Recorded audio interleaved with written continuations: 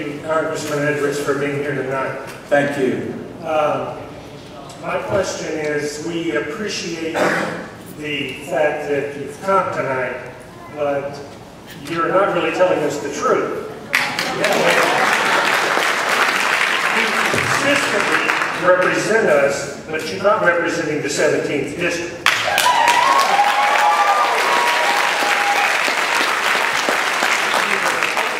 You have claimed several times tonight that you haven't made up your mind yet and that you're here to listen to us.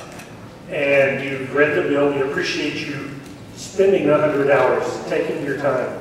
We want you to take your time. We also want you to vote as your constituents ask you to vote. And you have not done that. You stated earlier that you do not vote for tax increases, and yet you've never voted for them. You always vote tax increases.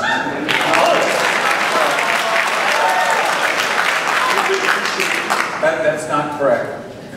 Sir, I'm afraid the facts in the congressional show that you have the right to your opinion. You don't have the right to your own facts. That's not correct.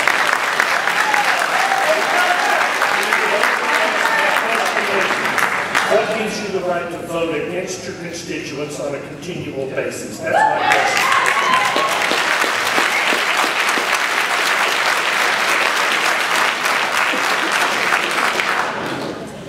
I don't re-elect myself.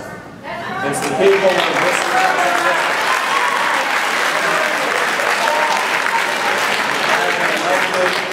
re-elected by the people of the congressional district I've represented 10 times now. So that support has come from Democrats, from Republicans, from independents. And I'm proud of that. And I think that reflects my effort over the years to try to work on a bipartisan basis. I will never hesitate to vote against Democrats if I think they're wrong. I voted against the Clinton tax bill in 1993. Last month I voted against the cap and trade bill.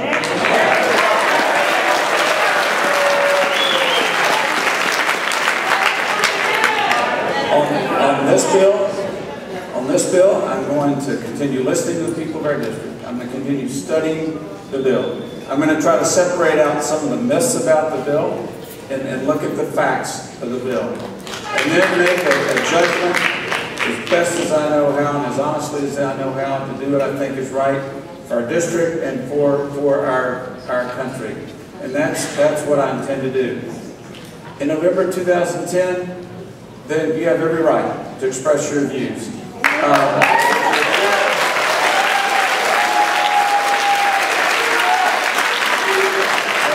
I respect those who voted against me in the past, but they were not the majority voters. So the reason I'm in office is because I have reflected the general views of the people of this congressional district. Our next questioner, and I got a little behind in the cards. Where's Ryan Holmes from Grandview? Ryan Holmes, go ahead and get to the aisle and we'll have a microphone to you in just a second. The next person to ask a question after Ryan will be Gary Estes of Cleburne. So there's Ryan.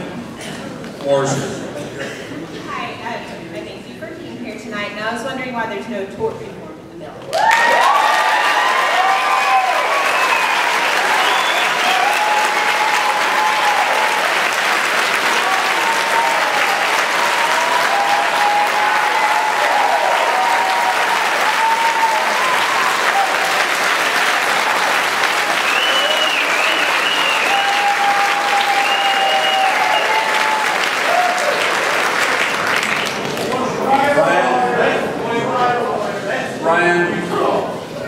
Brian, I think getting rid of frivolous lawsuits and the expensive medicine that is a result of that is a very important thing to do.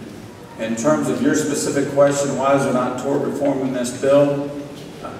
Part of it is because there's some in Washington who don't want tort reform in the bill. The other part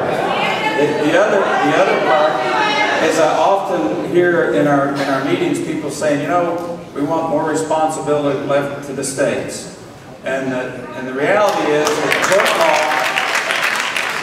Tort law has traditionally been the prerogative of the states, just as most criminal laws are written by the states. Texas, through its legislature and a vote of the people, has passed malpractice tort law reform. Now, the second, what I would raise with you, Ryan, is that the second you say it's okay for Washington to be the primary driver of our tort laws, then there's an old Chinese curse that says, be careful of what you ask for because you might get it. Because that can be a two-edged sword.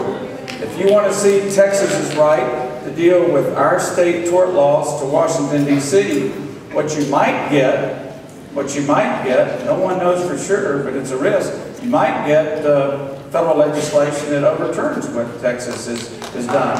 What I do think is important is this. We've got to protect doctors from frivolous lawsuits. It's one of the reasons I met with the national president of the American Medical Association in Brazos County recently. And he said that they are presently in the process of talking to some of the authors of the bill to see if we couldn't set up some kind of a process that respects states' rights on tort law, but sets in some filters to protect doctors from the threat of frivolous lawsuits. If we could do that, I think that'd be a positive thing, because I do think defensive medicine costs are one of the factors driving up healthcare costs. Gary Estes is ready to ask his question. We're going to pull the name of the next questioner. Ben Martinez of Burleson. Ben Martinez, you are the next questioner. Now up is Gary Estes. Mr. Estes. Yes.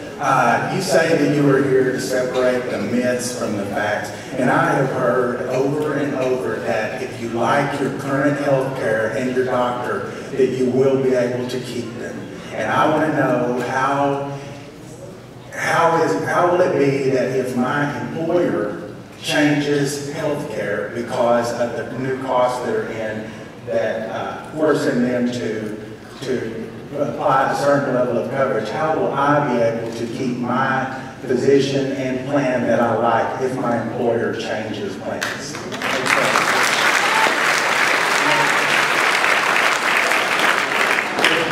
A very fair question. If we do nothing, your employer can change health care plans tomorrow. If this bill passes as it's presently proposed in the House, your employer could change plans tomorrow. It doesn't change that. What I would argue, despite my questions and concerns about other parts of the bill, what I would argue is that if you're an employee of a small business, the insurance reform proposed in this bill that I support, it says if you're one of 8 or you're one of 28 employees, and one of your fellow employees has a serious illness or a terrible traffic accident, and they run up a large health care bill, your employer is going to wake up and find out that their insurance rates for every employee in that company have just gone up 20 to 30%.